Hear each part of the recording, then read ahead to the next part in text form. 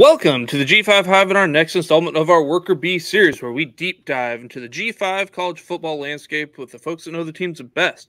If you're watching us on YouTube, please hit that like and subscribe button. And if you're listening to us in podcast form, please rate and review. Today, we'll be taking a look at the Sam Houston Bearkats, who finished 3-9 last season. They wrapped up their 2024 spring practice with their spring game on April 20th.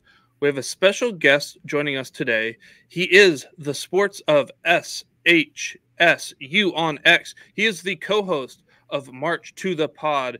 He does work for their NIL collective Cat Fund. He is Ben Sorrells. Ben can be found at sports of SHSU on X. Welcome to the show, Ben. Man, happy to be here. Love the intro. Love the fight song, and ready to talk some Sam Houston football. Well, those who are not familiar with Sam Houston State and the offensive scheme they run, how would you describe it? Yeah, so last year was the first year under new offensive coordinator Brad Cornelson, and it's very RPO heavy, and I think you kind of see that with the two quarterbacks they brought in this offseason and kind of with the personnel they have with a guy like Noah Smith. A lot of jet sweep, a lot of RPO action. I know they're going to really want to try to get the quarterback involved in the run game this year with some of the options they have at quarterback. So that's kind of what I would look for. A lot of kind of quick passes out to receivers in that RPO game, a lot of jet sweep stuff with Noah Smith involved, and really just being dynamic with the options you have at quarterback because they're really dynamic with their legs. I think they're good enough to be able to throw the ball. And I think the offensive line is going to take a pretty decent step forward this year to where you're going to be able to maybe lean into that run game a little heavier. So a lot of options at the line of scrimmage, whether the QB wants to pull it, hand it off, or maybe quick sweep it out to a receiver. And saw a little bit of that last year, got away a little bit from it with how many injuries there were at the running back and O-line positions. It kind of turned into more of a run-heavy offense. But this year, I expect it to look a lot more RPO heavy with some quarterbacks that can run it, offensive line improving, and the weapons you've got at receiver. Let's get to that position where it all starts on offense, and that's the quarterback. Last season starter Keegan Shoemaker has graduated. Grant Gunnell and Simeon Evans return. However, Evans has made a move to wide receiver. And then they bring in a pair of transfers in Jace Bauer from Central Michigan and Hunter Watson from Iowa Western. What can you tell us? Can you tell us a little bit more about the Evans switching to wide receiver? Yeah, on that point, he made that switch full-time during the middle of last season, and a lot of people on the staff say he's the most improved player on the entire team. And we kind of saw some of that last year when you really had to dive deep into your depth. And he ended up starting at receiver against Middle Tennessee, had, I believe, 10 catches for 120 yards. And so he's shown he can play at this level, and he's just got even better. So with Evans making that switch full-time last year, it just adds another receiver weapon that you have in that room, which is a room that's already pretty deep. All right, let's get back to the quarterbacks that will be playing this year at the quarterback position. How did that room shape up during the spring? Yeah, so there were three quarterbacks that split the reps. There in the spring, obviously Jace Bauer is kind of the most notable name coming in, so he's the first one. Hunter Watson did as well, who you mentioned, coming off a JUCO national title at Iowa Western. And then Grant Gunnell was in the mix as well. But it really looks like it's going to come down between Bauer and Watson. Bauer has shown he can definitely play at this level and be a good G5 quarterback. I know last year against South Alabama, that just kind of shows how good he can be at his best. And even when he's not at his best, he's capable of winning games at this level. And then Hunter Watson is the wild card to watch. I think he was probably the best QB this spring, and that's not an indictment on the other two guys. It's just showing how good that he played. And so I think it's ultimately going to come down between Bauer and Watson. I think both are very skilled. They fit the system, being able to throw it and use their legs. And so we'll see what it looks like. But if Watson plays the way he did during the spring, I wouldn't be surprised if he ends up possibly being the starter. For those not familiar with Jace's or Hunter's game, how would you describe that game to them? Yeah, and so starting with Jace, he's a guy at Central Michigan last year who I think he threw for close to 2,000 yards, had 12 touchdowns, 10 interceptions. And so a little unproven with the arm, but great with his legs, had 10 rushing touchdowns, which for a QB that only started, I believe it was 9 games, having 10 rushing touchdowns, it kind of shows how good he was with his legs. And I think he's only going to be able to take a step forward as a passer because he's got 2 years of eligibility left, and it was still pretty early in his career at Central Michigan. And it's kind of the same with Hunter. Hunter's a guy that threw for 2,000 yards and 22 touchdowns with Iowa Western last year. Also had 7 rushing touchdowns and 717 rushing yards. Can do a little bit of both, and his game reminds me a lot of Eric Schmid, which is a name a lot of people will know, especially Sam Houston fans. And so really excited about what both bring, and I think they both bring what you need in a Brad Cornelson-led offense, which is a guy that can really man the RPO game well, using their legs, getting it out to receivers, making the right decisions. And so I think whoever is the starter between those two, you're going to feel really comfortable with. Let's move over to the running game. The Bearkats' running back room is very youthful. This room is highlighted by the return of their leading rusher from a year ago, John Gentry. Zach Harbeck also returns. He was hurt almost all last year, but then he was the team's leading rusher in 2022. They also brought in Jay Ducker from Memphis at the end of the spring. How did that room shape up in the spring? Yeah, so Zach Harbeck was still working back from last year. And I think he's going to be fine. I think he could have gone through spring. He actually went through some of the individual stuff. But he's kind of your speed back. That's what he was used a lot of in the 22 season when the team only played 9 games. But he was really good. So he kind of brings that speed threat. John Gentry emerged as your running back 1 last year, especially with Harbeck going down. He's kind of a do-it-all back. He can come out of the backfield and catch passes, brings a little bit more pop in the running game. And then Jay Ducker, a guy from Memphis, he's another guy that can do it all. His freshman year at Northern Illinois, I believe he was MAC Freshman of the Year, had 1,100 yards rushing, and then had almost 700 yards rushing his first year at Memphis before missing most of last season with a red shirt and an injury. So I think you've got 3 proven backs there at the running back position you feel really good about.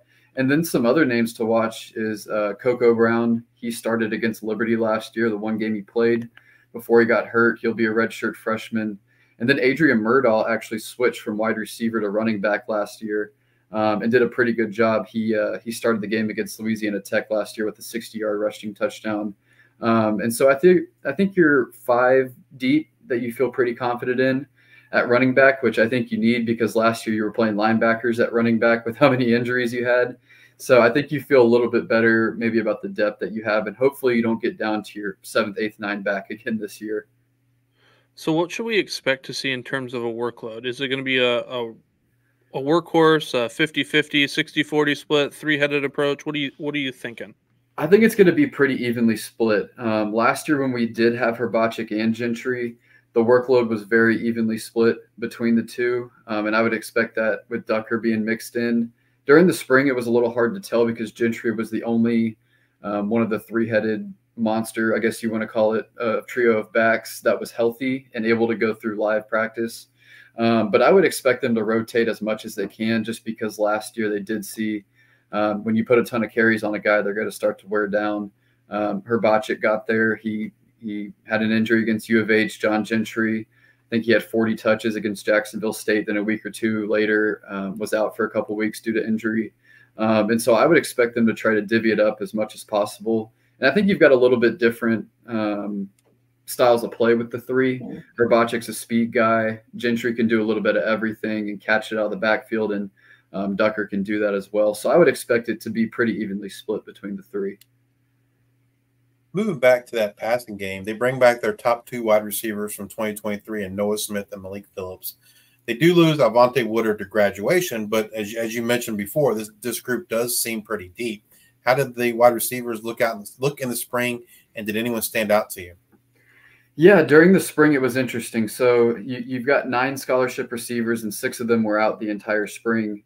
And so you had Simeon Evans, Malik Phillips, and Lonnie Adkisson as your 3 healthy guys. And they looked really, really good.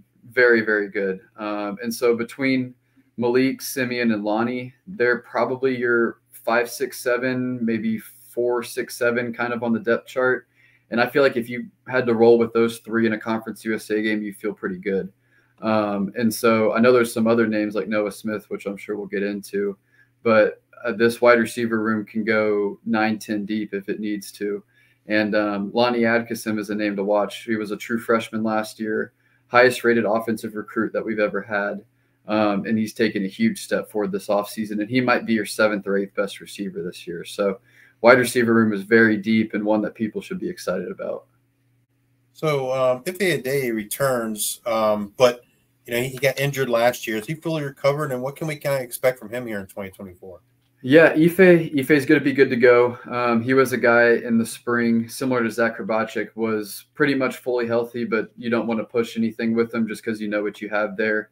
And so for the first time in a couple of years, we're going to get to probably see a fully healthy Ife Day, and hopefully we can get him for a full season. Last year, getting hurt in the 3rd game of the year, missing the rest of the season. And then the year before, he was one of the guys that redshirted and only played a couple games. So we'll be good to have him back for a full season. You mentioned Noah Smith, and I think most of us expect that he's probably the number 1 wide receiver, but maybe that's not the case. How do you see the top 3 receivers shaking out for the Bearkats? Yeah, I think number 1 is a guy that not a lot of people know, is Qua'Vez Humphreys. This is a guy 2 years ago at the JUCO level, led the nation in touchdowns. Only played a couple games before he broke his foot.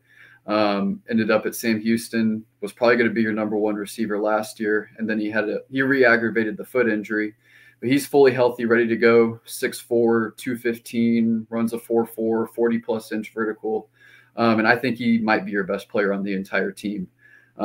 Just a freak athlete. And so you got him at the 1, Noah Smith and Ife Day, I think, are your other 2 starters. And so between those 3, you got to feel really good about what you have. And then you've got guys behind them, like I mentioned, the 3 that were healthy, and Atkinson, Simeon Evans, and Malik Phillips. And then some other names to watch. I mean, Shane Johnson played a decent amount last year. Jay Rockwell played a decent amount last year. You've got some very talented freshmen coming in. And then you also added Michael Phoenix from Kilgore College, who I believe had 700 or 800 yards at Kilgore College last year. So you could go 8, 9, 10 deep at this position. I think it's by far the most talented position on this team. All right. If you were to describe the tight end usage for this offense to somebody who's never caught a game, how would you describe it?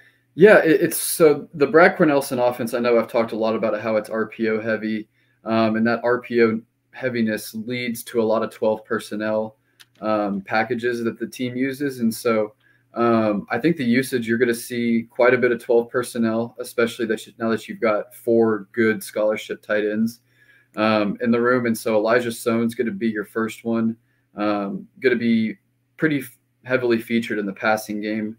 Only his 3rd full year playing competitive football, and has taken some huge leaps, was an All-American swimmer before. And so I think you've got a good mix of guys who are good blockers, like Fernando Garza. I believe he's 6'5", 260. You've got Elijah Sone, who's a really good pass catcher, Thomas Jewett, who's a good pass catcher. And I expected the offense last year to really feature the tight end a lot at the beginning of the year, but we didn't see a lot of it. But towards the end of the year, it really started to pick up. So Elijah Sone's last 6 games, he had 45 yards or more in 3 of those. Jack Sherrard last year had over 100 yards against Louisiana Tech, which was our 2nd to last game of the year. And then the final game of the year, when we were down to just 1 tight end, Thomas Jewett, as a redshirt freshman, had 6 receptions. And so once we saw the offense start to find its footing last year and start to figure things out, there was a tight end with 5+ receptions, 50+ yards almost every game the back half of the season. So good to see a lot of 12 personnel with how much RPO they run. And I would expect the tight end to be a pretty featured position this year. All right, moving over to the offensive line, and this is really unheard of, especially in today's world of the transfer portal. But you guys return all your offensive line starters from 2023. How do those guys look this spring? And, I'm assuming they're ready to go. Yeah, they are. It was a tough year on the O-line last year, mainly because it was a young group, a lot of sophomores, maybe juniors. Now they're all juniors and seniors. There was also a coaching change at that position, and I think there's been an upgrade in the coaching, so I think that's going to help. New strength coach also came in, and I think they look physically a little bigger. Some of that might just be because they're a year older, but to be able to return your entire starting offensive line and that continuity is huge. So I think they're going to be able to take a pretty big step forward. Last year, they might have been 9th out of 9 in Conference USA. I think if they can be the 5th best O-line in Conference USA, that'd be a huge leap. And I think part of that, too, was Orion Irving stepped in towards the end of the year, started to fill that tackle position. And that's when the offense really started to kind of take off, was the last month. You were scoring 20, 30, 40 points a game, and you won 3 of your last 4. So you could see them start to take a step forward. And if they can just move from the 9th best to the 5th best, I think that would be a huge leap for this offense. So obviously, they got the starters there, but how is the depth behind them?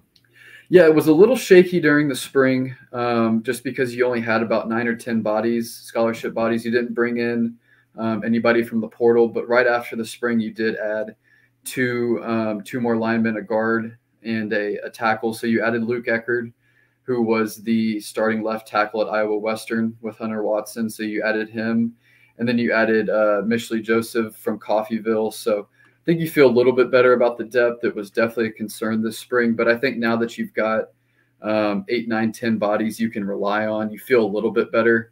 But we'll see how it shakes out in training camp. Was a concern during spring camp, but I think you feel a little bit better now that you've added 2 quality JUCO guys. If you had to pick an offensive player to have a breakout type season in 2024, who are you picking? Definitely Qua'Vez Humphreys. I know I mentioned him a minute ago. Was probably going to be the breakout guy last year. That's who I was tabbing as the breakout guy all last offseason before he re-injured that foot. But I think it's definitely going to be him, and I think he has a chance to be one of the better G5 receivers in the country. Just seeing what Noah Smith can do, I think he can elevate even beyond that. And so I would probably go with Qua'Vez. All right. If you're watching this on YouTube, please hit that like and subscribe button. And if you are listening to us in podcast form, please rate and review on Spotify or Apple Podcasts. Thank you all for your support. And until the next time, we are the G5 Hive.